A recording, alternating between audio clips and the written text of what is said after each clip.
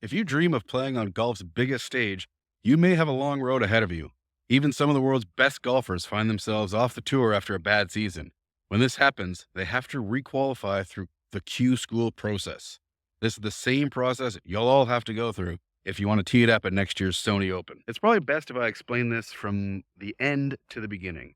Many of you are familiar with the idea of Q school and know that the top players at this event earn the PGA Tour card. This is the final stage of Q School where 168 great players compete over 72 holes, no cut, for only 5 PGA Tour cards. Those who finish outside the top 5 earn some level of status on the Corn Ferry Tour, which ain't a bad consolation prize. Assuming you don't have past tour experience, you can't just show up to the final stage and give it your best shot. Most will have to qualify for the final stage through 3 other stages: second stage, first stage, and pre-qualifying.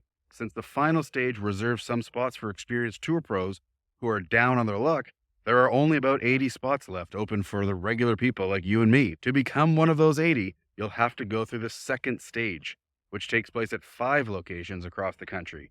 Each locations host approximately 150 golfers over 72 holes of play.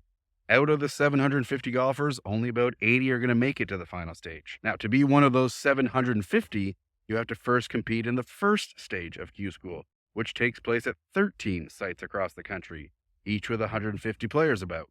So for a total of 2,000 golfers, you'll have to beat. And lastly, if you have no prior professional experience, you'll have to make it through a 54-hole pre-qualifying stage that takes place at 8 sites.